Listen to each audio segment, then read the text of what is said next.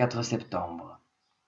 Être invité à la campagne par des amis qu'on aime et découvrir ici l'océan en contrebas, là le jardin de curé avec son verger et ses fleurs d'autrefois. Trouver admirables les moustaches à la Vercingétorix de son grand-oncle Joseph et la voix rocailleuse de son vieux cousin Pierre, comme celle de Henri-Irénée Marou.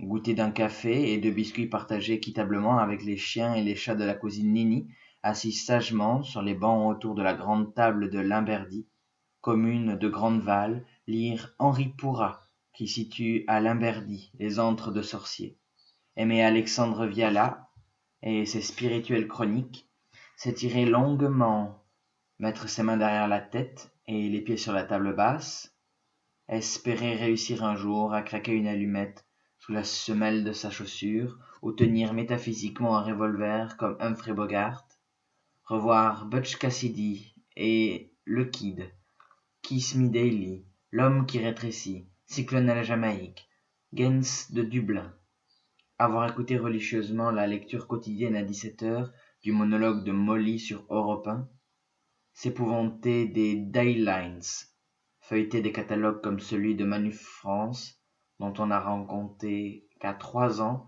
on en tournait les pages en étudiant méticuleusement chaque image. Humer un livre par petits bouts, avant de le reprendre de la première à la dernière page, si la première impression a été bonne. Découvrir de nouveaux mots, pleurer devant la télévision lorsque le guépard retrouve son frère blessé à mort et tourne autour de lui en le houspillant tandis que le blessé le suit des yeux et gémit comme un enfant. Attendre le moment où l'ours se dresse de toute sa hauteur devant un Tchéquiqueiro tétanisé d'effroi et d'humilité. Découvrir stupéfait Leonardo DiCaprio jouant un adolescent débile au rire nerveux qui ne rêve que de grimper au sommet du château d'eau. Ou Robert De Niro parlant tout seul dans sa petite chambre. Déboucher sur un quai de métro désert. Courir sur un orage tonitruant et se réfugier hilar sous un auvent. Goûter le caramel salé. Traverser une forêt ou un vaste parc à Balanzan, ou un désert, ou les marais salants, ou la mangrove, ou les dombes. S'interroger sur la forme et les couleurs d'une fleur d'artichaut ou d'une graine d'eucalyptus.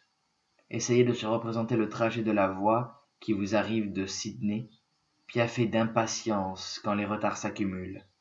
Regarder le travail d'un maréchal ferrant itinérant, voir passer les ânes et les chèvres avec leurs sonnailles revenant du jardin du Luxembourg ou de la garde républicaine à cheval, ou une suite de voitures anciennes en grande sortie sur une route de campagne. Cueillir des mûres, échapper à un taureau furieux ou à une oie mécontente, ou à un chien bon gardien. Voir avec dépit des vaches curieuses avaler d'un tour de langue des beaux cèpes qu'on convoitait. Rougir et s'en vouloir, aimer tendrement quelqu'un qui ne s'en doute pas.